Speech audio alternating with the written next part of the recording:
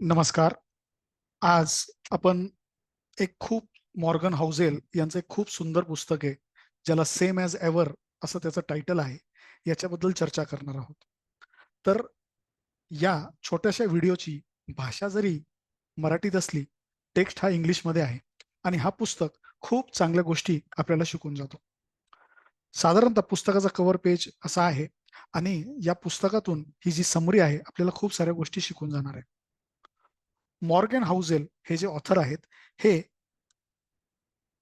Psychology of मनी या popular पुस्तकाचे writer आहेत आणि त्यांचा हा पुस्तक जगभरात खूप साऱ्या भाषांमध्ये ट्रान्सलेट झालाय व खूप पॉप्युलर सुद्धा झालेला आहे.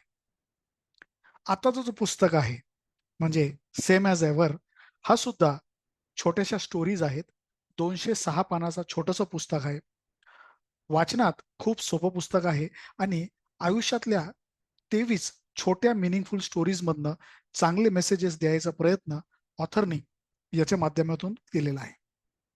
चला तर बघूया. याच्यात काही कोट्स आपण डिस्कस करणार आहोत. Focus on what does not changes in the world, म्हणजे या जगात काय चेंज होत नाही या गोष्टीकडे कृपया करून लक्ष द्या. आपण बघत असतो खूप साऱ्या गोष्टी चेंज होत असतात. मुलं छोट्याची मोठी होतात. एखादं झाड आपण बी लावतो, त्या बियाचं झाड होतं, त्याचं वटवृक्ष होतं. तर या गोष्टी चेंज होत असतात. पण अशा गोष्टींकडे तुम्ही फोकस करायला पाहिजे जे चेंज होत नाही. जसं की माणसाची प्रवृत्ती, एन्व्हायरमेंट सुद्धा चेंज होतो.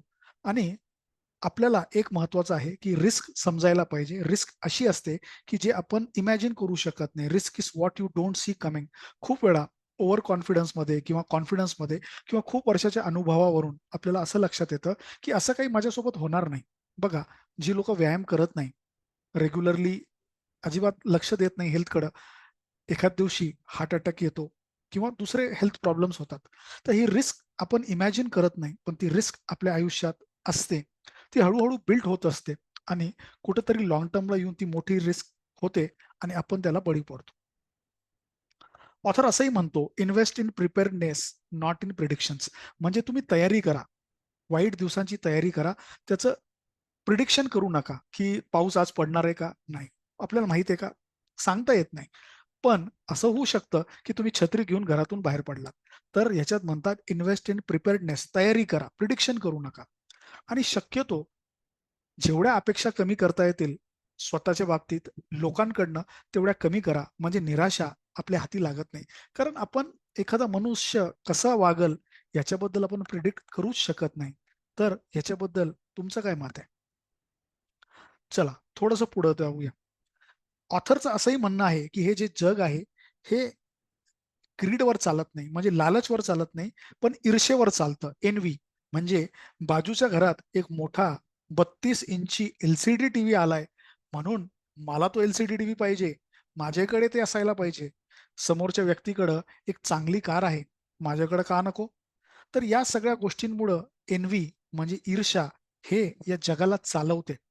खूप देशांच्या बाबतीत बघा, एखादा देश टेक्नॉलॉजीमध्ये प्रगत झाला की दुसरा देश ऑटोमॅटिकली एन्व्ही करतं की त्यांच्याकडे एवढी टेक्नॉलॉजी आहे, माझ्याकडे का नाही?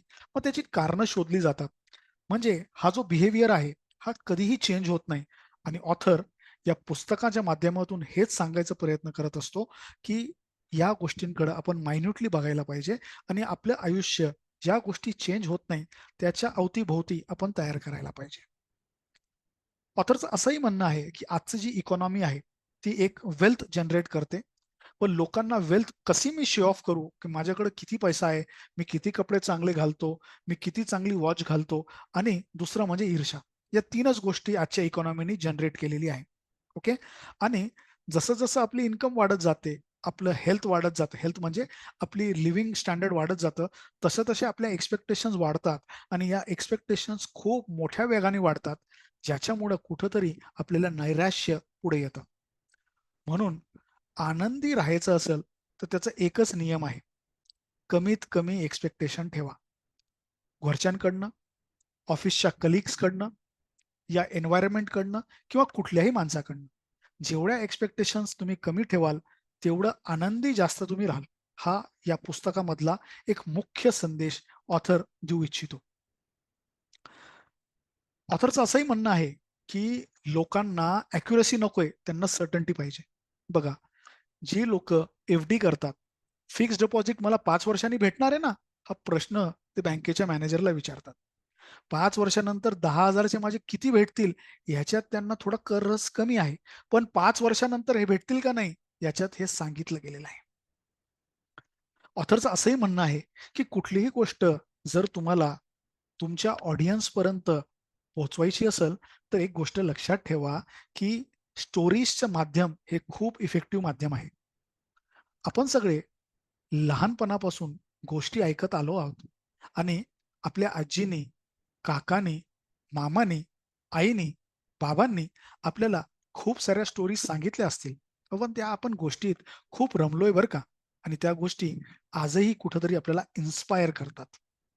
अशीच एक मार्टिन लुथर किंग ज्युनियर यांची एक फेमस स्पीच रायटरनी स्टोरीच्या माध्यमातून आपल्याला सांगायचा प्रयत्न केलाय.